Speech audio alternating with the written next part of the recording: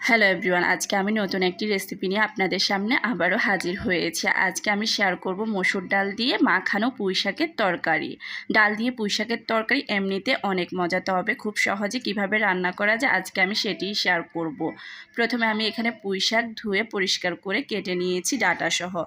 এখন আমি প্যানের মধ্যে 2টি পেঁয়াজ কুচি দিয়ে দিব, সাথে দিয়ে দিব 1 চামচ পরিমাণে মরিচ গুঁড়ো, দিয়ে দিব 1 চামচ পরিমাণে এবং 1 চামচ পরিমাণে হলুদ গুঁড়ো। এখন দিয়ে দিব আগে থেকে ধুয়ে ভিজিয়ে রাখা মসুর ডাল। এখন এগুলোকে আমি ভালোভাবে হাত দিয়ে মেখে নিব। এই পর্যায়ে অ্যাড করে দিব 1/2 চামচ পরিমাণে ধনিয়া গুঁড়ো।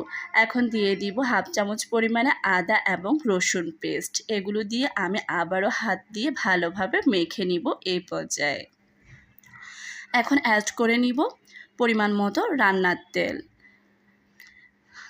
রান্নার তেল দেওয়ার পর আমি আবারও এগুলোকে মেখে নিব।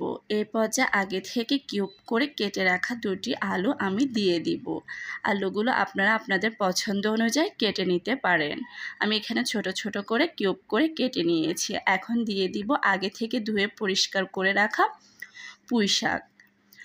আপনারা চাইলে আপনাদের পছন্দ মতো কেটে নিতে পারেন। আমি এখানে 2 পিস করে কেটে নিয়েছি। এখন হাত দিয়ে ভালোভাবে মেখে নিব সবগুলো উপকরণ। এই পর্যায়ে কিন্তু আমার মাখানোটা কমপ্লিট হয়ে গিয়েছে। আমি এখানে প্রথমে কোনো পানি দিব না।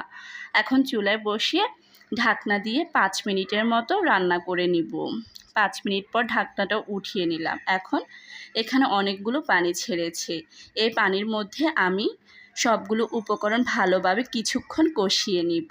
পানি না উঠলে আপনারা আপনাদের অল্প পরিমাণে পানি এখানে ব্যবহার করতে পারেন। আমি এখানে নেড়ে চেড়ে এ পর্যায়ে পরিমাণ মতো পানি দিয়ে দিলাম, যাতে করে সবগুলো উপকরণ যাতে এতেই সিদ্ধ হয়ে যায়। এখন আমি ঢাকনা দিয়ে আরও 10 মিনিটের মতো রান্না করে নিব এবং ঢাকনাটি উঠিয়ে নিব। এই পর্যায়ে আমি খুন্তির সাহায্যে চেক করে নিব আমার আলু এবং ডাঁটাগুলো ভালোভাবে সিদ্ধ হয়েছে কিনা। আপনারাও এভাবে চেক করে নেবেন, যাতে করে বোঝা যায় এগুলো সিদ্ধ হয়েছে কিনা। সিদ্ধ না হলে অল্প পরিমাণে পানি এখানে আবার ব্যবহার করতে পারবেন, তবে গরম পানি। এখন আমি 4-5টি কাঁচামরিচ দিয়ে দিব। ঝালটা কিন্তু আমি 2 প্রকার দিয়েছি, সুতরাং আপনারা আপনাদের পছন্দ মতো এখানে ঝাল ব্যবহার করতে পারবেন।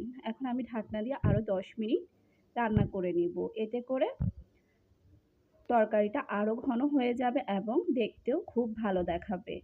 এই পর্যায়ে কিন্তু আমার রান্নাটি কমপ্লিট হয়ে গিয়েছে।